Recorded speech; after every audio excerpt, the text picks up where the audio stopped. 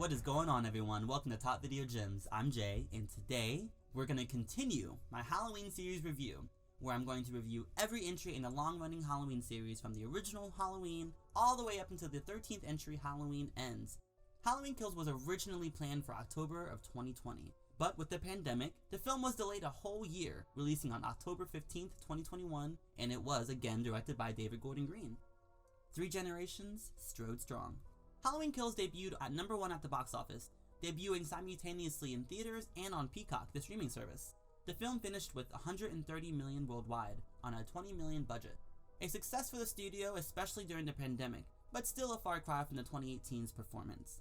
Halloween Kills picks up on the same night as 2018's Halloween, where Michael is locked in the basement in Laurie's home while it burns to the ground. Oh, let it burn! The mortally wounded Laurie is sent to, wait for it, Haddonfield Memorial, this timeline's version of Halloween 2's setting. A fun revisiting that I really loved. Michael, on the other hand, is quickly rescued by a team of first responders and are quickly dispatched by Michael himself once he escapes the basement, who is now at large in Haddonfield, sending all the residents into a frenzy. This movie also reintroduces us to the now Tommy Doyle, Lindsay Wallace, Marion Chambers, Lonnie Elam, and a blink and you miss it character from 2018, Vanessa and Marcus, who all meet at a bar and reminisce about their close encounters with Michael, all dealing with their own trauma in their own way. The Strodes are simultaneously at the hospital, where Laurie is undergoing surgery, and that's pretty much her character in this chapter, as she was stabbed in the stomach hours before, so she's pretty much written out of the story, for the most part. The movie continues the goodwill of 2018, as the cast and crew all return for this new entry, giving it some of the most consistent continuity in the series as a whole. What was pegged as the ultimate slasher ultimately is a high body count horror film, but with that comes a lack of suspense and an overall feeling of dread.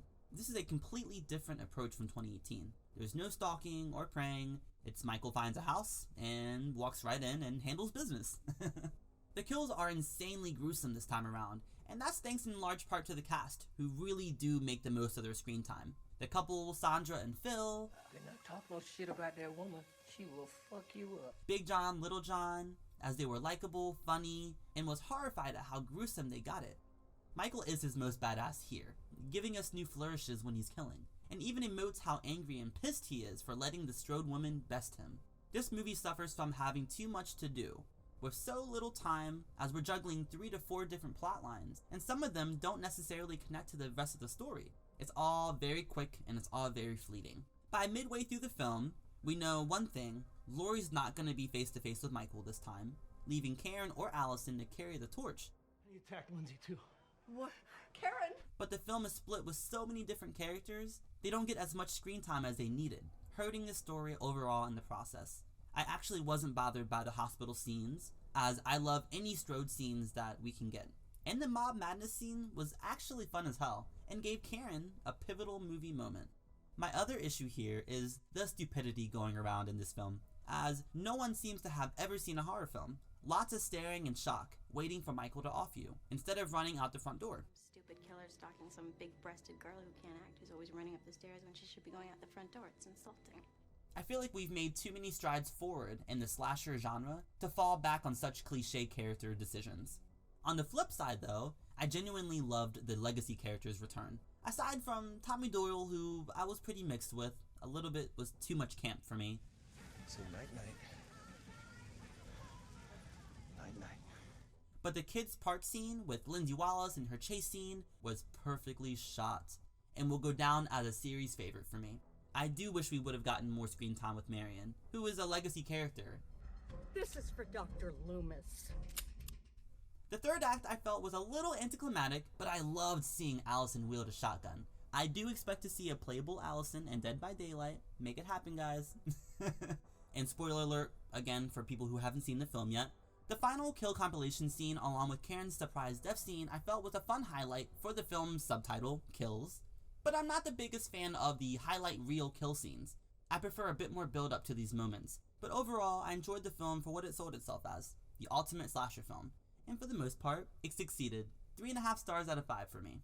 The series is going on 45 years, and Halloween Ends is upon us.